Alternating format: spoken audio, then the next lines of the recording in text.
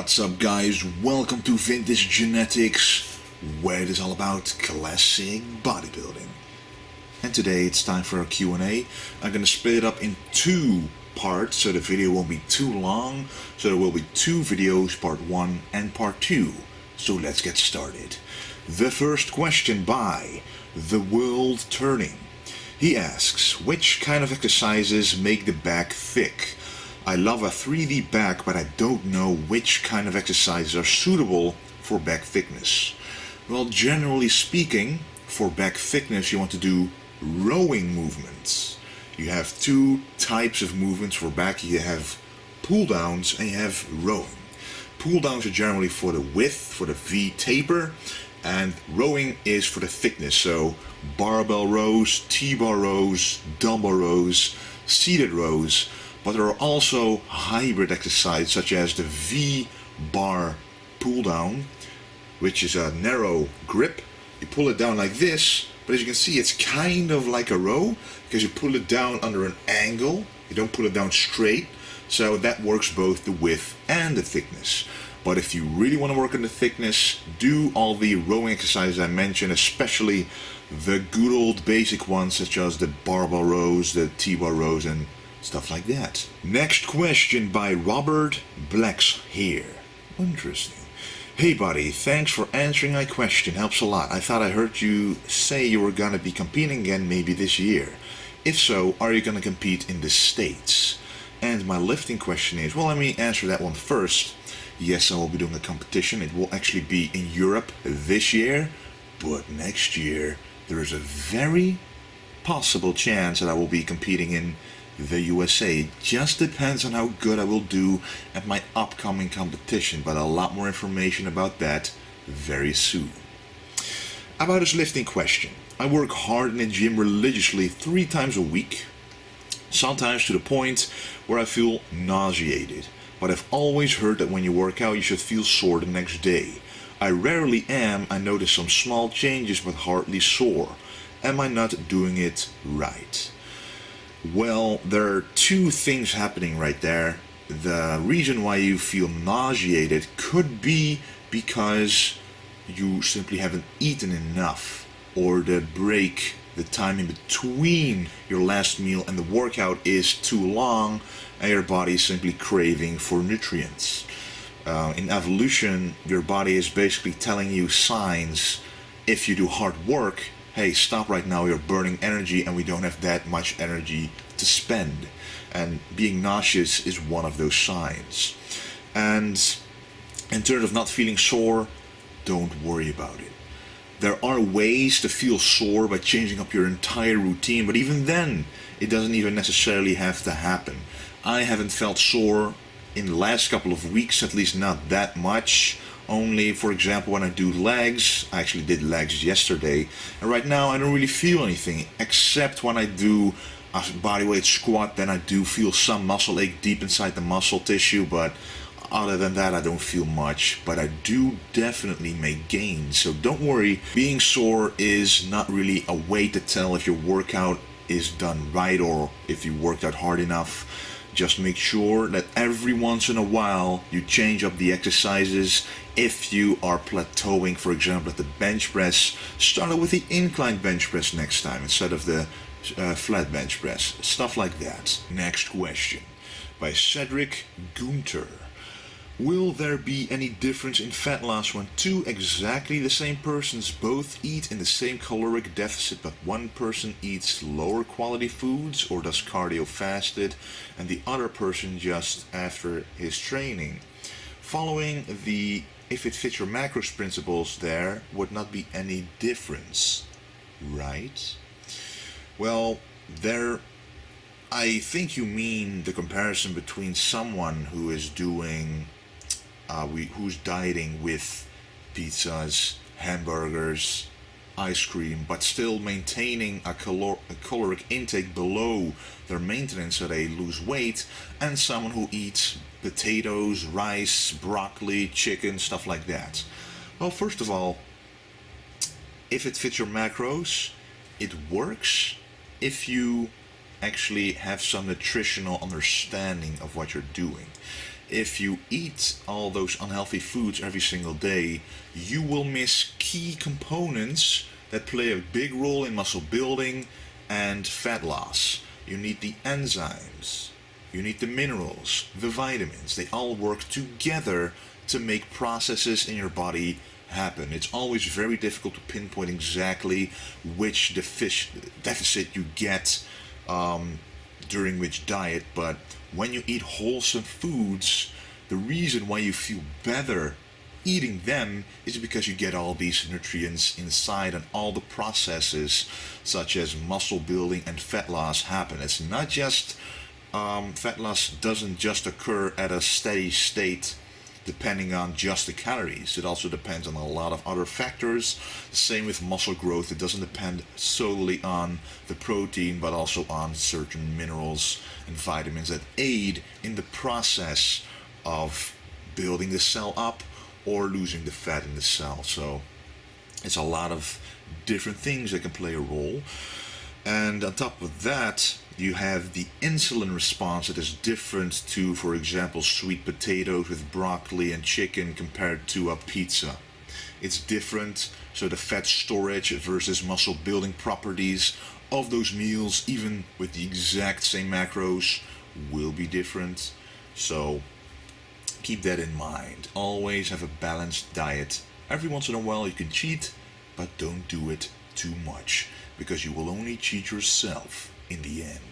Next question by SOS. How can I calculate my basal metabolic rate? There are many calculators in the internet giving me different values. Can you recommend a good one or give any other tips? One that I like to use is the Harris and Benedict formula, but there's actually another one, and let me look it up right now. So the other one is called the Mifflin-St. equation. And this one actually is proven to be a little more accurate in some situations, but usually the Harris and Benedict formula also works just fine. The thing about these formulas is that even if you calculate them with the exact properties, your height, your sex, your weight, your body fat percentage, if some of these equations require that, your lean body mass, even if you get a number out of that with the exact values, it still doesn't represent what you truly burn. It's just a baseline, and from that line you have to work, weighing yourself every single week, seeing what weight fluctuations happen, because I have been doing the minor sports nutrition at my study that I do, and even the teachers there who have trained Olympic level athletes, they use these formulas, but they most often don't really take them literally, just as a baseline. What they like to do is just give them amount of calories and then see how their body reacts to it on a week-to-week basis by weighing them. And when you get to a point where they weigh the same on a week-to-week basis, then you know the maintenance levels, and from there you can work further. So, but if you want a rough estimation, the Harris and Benedict or the Mifflin-St. equation will do just fine. Next question by Eric K. in Dutch, but let me instantly translate it. Wesley, question for the Q&A. What do you think about the training style of Dorian Yates? As this is exactly the opposite compared to my high volume training style. That is an excellent question, because there are two Mr. Olympias, consecutive Mr. Olympias, who had drastically different training styles. You have Dorian Yates, who I believe only went to the gym 4 times a week, and his workouts were 45 minutes and were little sets, little volume, but very heavy weights.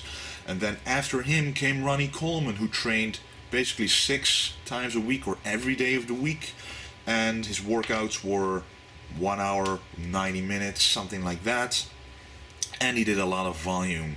T-bar row, bent over row, deadlifts, biceps, you name it, a lot of sets, a lot of reps, and a lot of heavy weights. So both those techniques, both those training styles worked to make someone Mr. Olympia at the top of the bodybuilding level. So what is the explanation? it's body type. Every single person responds differently to a workout. I personally respond the best to high volume training. It's not even that high. There are bodybuilders who train a lot with a lot more volume than me, but I like to be in the middle. I like to do a heavy weight and volume in the same workout. For example, when the bench press, I do 5 or 6 sets, so the first set will be the volume, but the last set will always be a heavy set to make sure that I actually get the progressive overload as well.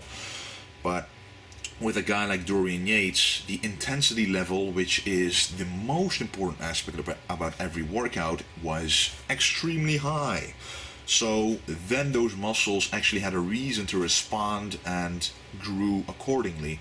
So it's really individual dependent which training style suits you, because you have type 1 and type 2 muscle fibers. Type 1 muscle fibers, they respond to higher volume. Type 2 muscle fibers respond to lower volume, and everyone has a mixture of these two fibers. For example, Usain Bolt has a lot of type 2 muscle fibers, and a marathon runner has a lot of type 1 muscle fibers, a sprinter and a marathon runner. A lot of people have a mixture of these two, and you gotta find out what works best for you. Next question by Kai Söderling, hopefully. What do you think about having 2 rest days in a row? Is one day enough for your body to recover? Thanks, I absolutely love your content. Cheers from Finland. Well, thank you for loving it. And of course you can have 2 rest days in a row if you feel like you need it. If after one day of resting you still don't really feel motivated to go to the gym, your mind just isn't there compared to how you felt the previous weeks, then take another day off, because usually your nervous system hasn't fully recovered yet. Your muscles may be fully recovered, but your nervous system, if you do a lot of heavy workouts, a lot of intensity, might actually need a little more recovery.